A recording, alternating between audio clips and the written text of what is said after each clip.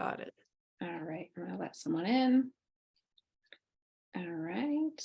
All right. Welcome, ladies. I'm super excited that you guys are here joining us today. I have Iman White here from North Carolina, and we're going to be Yep. talking a little bit about mindset today. I'm going to let her go ahead and share just a little bit about herself, and then we'll just get going into it. Sure. Yeah. So also a coach myself. Like you just mentioned, I just moved to North Carolina. So I'm over here. It's like 70 degrees here right now, which is really nice. And whenever somebody asks me like what I like to focus on with our clients, the thing that comes to mind for me is mindset. So we do a lot of work on negative self-talk and self-limiting beliefs and things like that, because I truly believe that if you're not willing to put in any sort of effort to work on your mindset, your fat loss journey is just going to be never ending. You're going to keep losing weight and gaining it back. You're going to be dealing with all of the symptoms of, just not being able to get that weight off and actually keep it off. So that's something that we really tend to focus on with all of our clients. Awesome. I love that. I feel like that kind of relates to my story, and a lot of the ladies in this group kind of know my story, but Uh-huh. it was the roller coaster ride, Yep. and Always. it was always like, I thought I had to be this certain size. And I always thought I Hmm. had to work out this hard and eat Yep. this little food. And so like retraining that mind to actually eating the foods that I love and still feeling good with my body is like a huge shift for me as Yeah. especially personally. So Yeah, absolutely. And, I'm sure that they know the details of your story, but mine is pretty similar to yours as well. I was just, came in this place, actually right after high school where I was like, I really want to lose weight. I ended up actually gaining weight in college, even though I wanted to get in better shape. So I gained like 20 pounds during my freshman year because I was eating the dining hall food. I wasn't sleeping properly. I mean, it's a perfect storm for weight yeah. gain, right? Hmm. And I was like, well, I want to get this weight off. So I did what most women do. And I Googled or like YouTubed how to lose weight. So I was doing all these like booty blasting hit workouts, and I was just not eating anything. I was super low carb. And unfortunately, I'm a bit of a perfectionist and I get obsessed with things. So I took that kind of mentality into my weight loss journey. And I was, eating 1,200 calories, caused myself a lot of issues, lost my period. So I was dealing with hormonal issues, dealing with feeling cold at night, hair was getting thin, like the whole nine. And I actually had a therapist who saved my life. She was like, you need to eat more food. Like, I don't know what you're doing. So slowly but surely, sounds like it was a similar journey, Erica, where I Yeah. just had to start to add foods back in. It scared the hell out of me. I started to train more appropriately. And through that whole process, I realized that I inadvertently like sped up my metabolism. To where now I can eat 1,000 calories more than what I was at that time and maintain a body composition that I'm decently happy with. So it was such a mental journey for me, especially with like the binge restrict mentality and all the other things that I was dealing with. It was definitely more of a physiological, my goodness, a psychological game than it was a physiological game for me. Yeah, absolutely. I love that. So when your clients come to you and like have this Mhm. thing going on, how do you approach them? How do you like get them set up before they actually probably start your program? Like, I Yeah. mean, that's kind of a huge shift for them. Yeah, for sure. So last night I actually did a training on 3 ways that you make weight loss harder for yourself. And one of the points I was talking about was just negative self-talk. So we got to work on eliminating that from the get-go because, you know, women will pay us lots of money to coach them and they still won't be in a place where they're ready to receive that help because they're constantly belittling themselves. They don't actually believe in themselves. They don't actually believe that they deserve to lose weight. So we have to tackle that first. And the first step is awareness. You have to figure out what you're telling yourself, how you're putting yourself down, the types of things that you're saying to yourself that are making you feel discouraged, that are making you feel unmotivated, that are making you feel like you want to give up. So that's the first thing we have to say is like, what are some of these negative thoughts that come into your mind? So I'm going to pick on you for a second because you're in your group, but what's a negative thought that often occurs for you? It doesn't have to be health and fitness related, but just in general, something that you feel like is a part of that narrative that brings you down. Body image. Okay. Yeah, What just would like be, in the mirror when I'm looking in yeah, the mirror, it's like I don't see what I used to see Yeah. And that's a big struggle for me. Absolutely. And thank you for sharing that. You can share as much or as little as you'd like, but if you had to put that into a sentence, right? Like, for example, I know that at a certain point in my life, I would look in the mirror and say to myself, I will never be happy with my body, right? What would that sentence be for you? Oh, probably similar to yours. I mean, like, I will never be satisfied Hmm. looking in the mirror. Like, Yeah, 100%. So we can look at that statement, and to what percent do you believe that's true? probably at least 50 to 60%. Okay, so 60% you believe, you like 60% of you is like, I will never be satisfied with what I see in the mirror, right? Mhm. We can look at that statement and we can pick it apart and realize that objectively it's not true, right? Right. Because it's filled with what we call cognitive distortions. So that's an all or nothing, black and white type of thinking statement, right? Yeah. That's, I will never be happy with what I see in the mirror. I will never be satisfied with what I see in the mirror. That's not true. There are going to be days when you're in a better mood and you're happier with what you see. There are going to be days where you feel like you're really on point with your gym and your gym routine and your exercise and your nutrition and all of that stuff. And you're going to be satisfied with what you see, right? You might receive a compliment from your partner or from a friend, and you might be satisfied with what you see. So immediately you see that that sentence, that 60% of the time you believe to be true, is actually not true. And so that's the type of thing that we do, is we look at what are these statements you're constantly telling yourself, and are these actually based in any sort of truth? Because when we actually work through them, we realize that most people are telling themselves lies all of the time. And that really brings you down. And that's going to get you into that sort of depressed state where you feel stuck and unmotivated and discouraged and all of the other words that we hear people talk about. Right. Absolutely. Yep. I like that.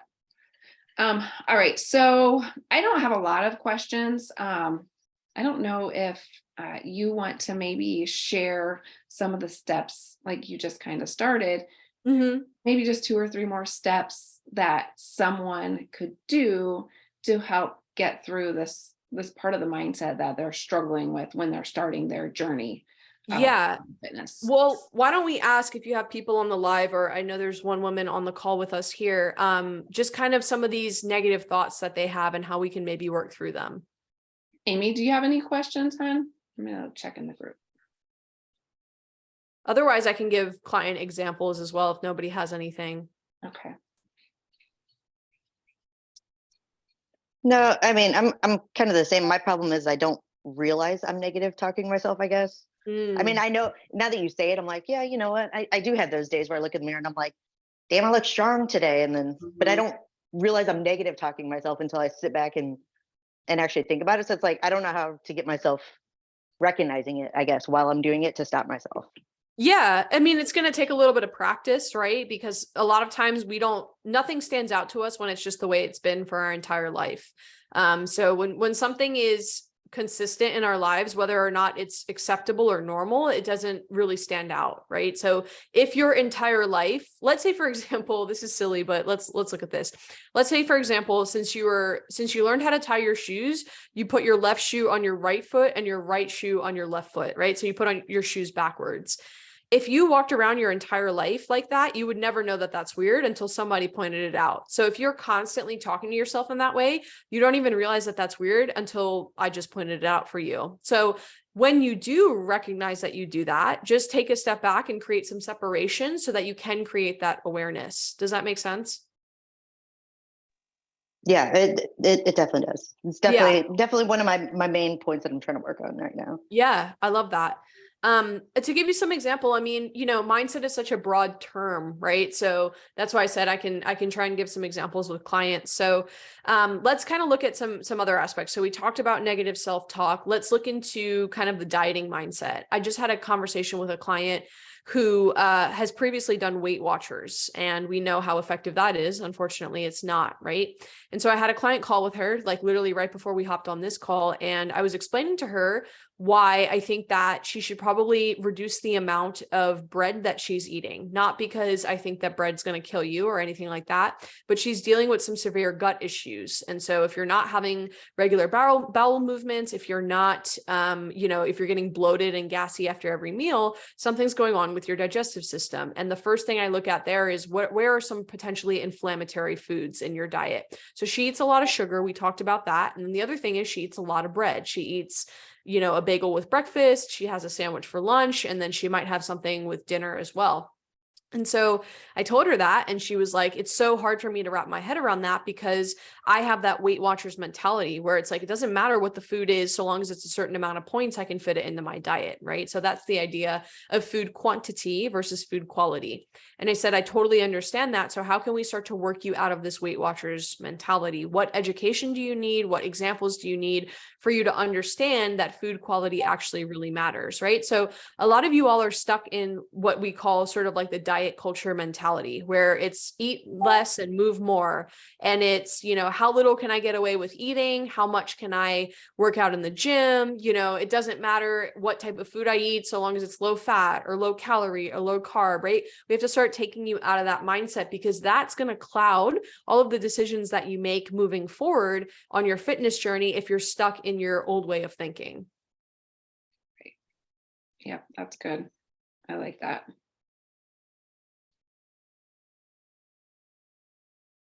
All right, let me see if there's any other questions. Nope,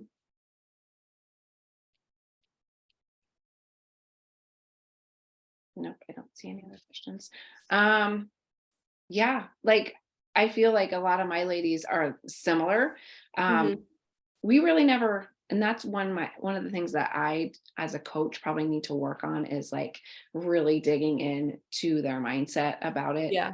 I can encourage and I can say we need to do this and do this, but really diving into that mindset, I guess, is something that maybe would help further my clients along a little bit better. Yeah. Definitely. I mean, I especially do this with clients that I see are stuck in a certain pattern. So for example, I have a particular client I'm thinking of who will eat perfectly during the week and then every weekend goes and just blows it, all of it, Right. like drinks a bunch, eats a bunch, doesn't prep, doesn't think about it at all. And at a certain point I was like, what are you doing? Why are you doing this? And we dug deep and we realized that she basically, when she gets stressed out, the way that she copes is by emotionally eating. And then she has that all or nothing mentality where she goes out to eat with her husband one night. And then she's like, well, I already screwed up my diet, so I'm just going to screw up the entire weekend. And I was like, you got to stop doing this. Like, every meal is a new meal. Like, I had another client tell me, she's like, I've started to look at it like every meal is a chance for me to reset.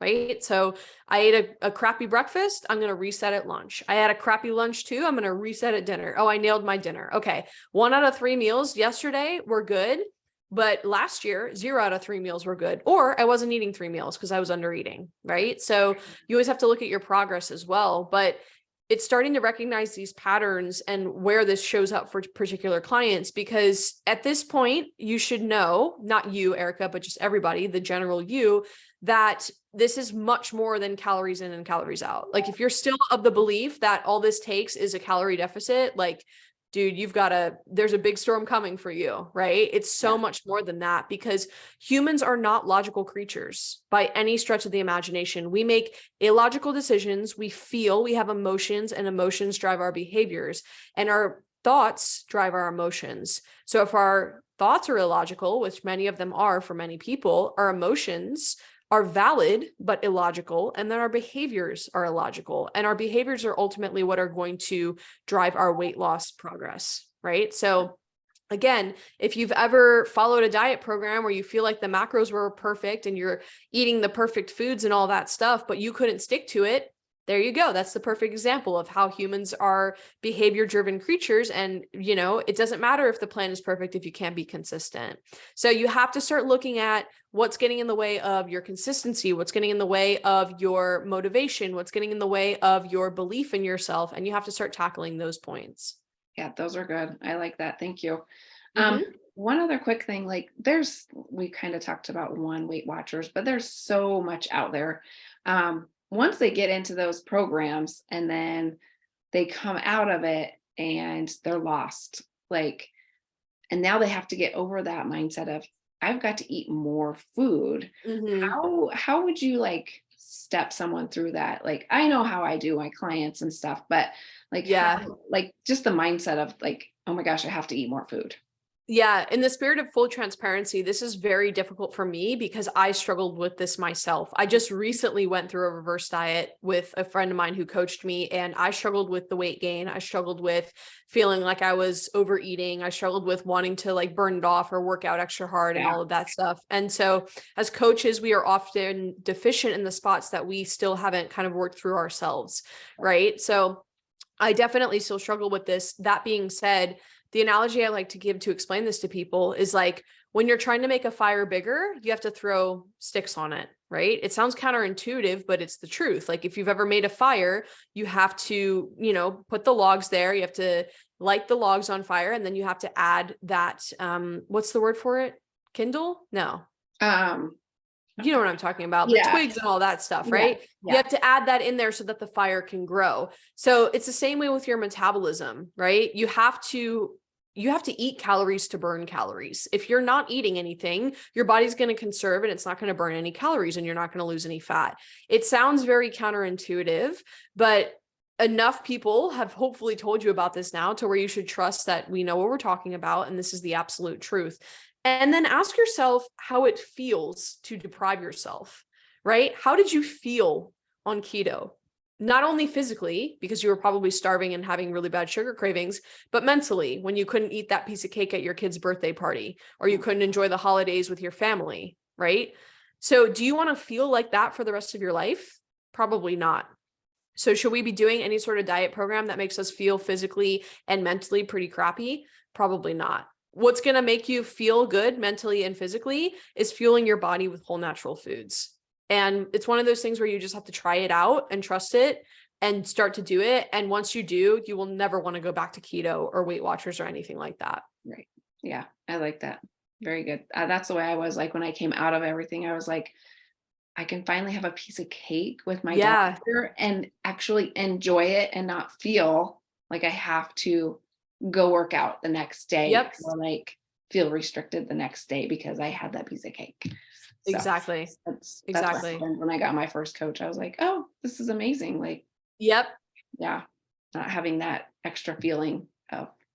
I have a client who really struggles with her mindset and her mentality. And like the second day we worked together, she's like, hey, I just want to let you know, I ate some ice cream. I was like, okay, what flavor was it? She's like, what? Aren't you mad at me? I was like, mad at you? What the hell? No, and that's the mentality that people had because her previous coach had her at 1,300 calories and had her doing paleo.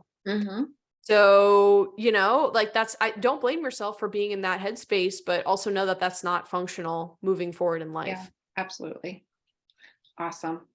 All right. Let me see if there's any more questions. And then I just have a question, like not around food, like how much does like stress and sleep play into everything? Because, I know sometimes I feel like I can do my workouts and I can eat, fairly, I won't say good, but fairly decently, but it doesn't seem to matter. So I'm like, is it stress? Do I really need to deep dive into what I'm eating specifically? Or yes to all of it. Yes to deep diving into what you're eating specifically. 100%. Food quality really does matter. I haven't worked with a single woman who hasn't had some sort of, who hasn't been free of any gut issues. Okay. So everybody's dealing with some sort of gut issues. Everybody is dealing with hormonal issues. And I don't want to say that this is like an excuse for you to just, oh, well, it doesn't matter. I have hormonal issues or I have gut issues or whatever. That's not how I'm painting this, but there are other parts of this that you have to take care of that may be causing weight loss resistance or causing the process to be slower than you want it to be. Sleep is probably the number one thing. It's one of the first things I address with all of my clients. Like if you're not prioritizing, and I'm not talking to you specifically, Amy, but just in general, if you're not prioritizing getting your butt in bed to give yourself at least 8 hours in bed, not 8 hours from the time that you get in the bed to the time that you need to get up, but like a full 8 hours of sleep. So getting in bed a little bit earlier, right? So If you're not doing that, if you're using your phone in the bedroom, if you are eating 2 minutes before you go to sleep, like all of these things are going to affect food quality or sleep quality, excuse me. And then it's going to affect your fat loss journey 100% because you're not burning fat during the day. You're burning fat when you're sleeping. Everything happens when you sleep, muscle growth, fat burn, all of that stuff. So if you're not giving your body a chance to do that, you are literally inhibiting your fat loss from happening because you're not allowing it to take place. Yeah, that's Yep. It's a huge part of everything. yeah, absolutely. I know stress was one of my big, and sleep was one of my biggest things too, is like, Same here. yeah, I was always thinking I had to work later at night, and because that's when the cortisol was higher, right? Yeah. No, we need that lower at night. Yep, exactly. So, Yeah. Some of the best shape I was in my life, not only physically, but like mentally and just all over, was during the pandemic. And it's because I was really prioritizing sleep. I was also walking a ton. I was getting like 15,000 steps a day. Just because I was in college at that time and all my classes then were online. And so I had a bunch of free time. So I was walking a lot. I was getting a lot of sunshine. I was sleeping better. And I was really doing well at that time in my life. awesome. That's awesome. Amy, do you have any more questions, hon? No, I don't think so. This has been helpful. Thank you. Okay. Yeah, of course. All right, Iman, could you tell everybody where they could find you on Facebook, wherever? Yeah, absolutely. What I'm trying to get everyone hip to right now is I just started a podcast called The Mindset Diet. So I talk all about the psychological blocks to weight loss, any beliefs that are holding you back, that type of thing. I think I'm at like 16 or so episodes right now. So if you search The Mindset Diet on Spotify, Apple Podcasts, wherever you get your podcast, it should be there. And then if you wanted to join my personal Facebook group, it's called the Female Fat Loss Blueprint on Facebook. So help a lot of women who have been, dieting their entire lives, have an issue with their mindset, have an issue with their metabolism. We tackle all of that stuff. So if you ever need extra help with any of that, you are more than welcome to join. Awesome. Well, we appreciate your time. Yeah, thank you so much. Ladies, if you have any questions, go ahead and drop them in the Facebook group, and then I will get them to Iman, and maybe she can help us out if we have any other questions. So For sure. all right, Yep. you guys have a great day. Thank you.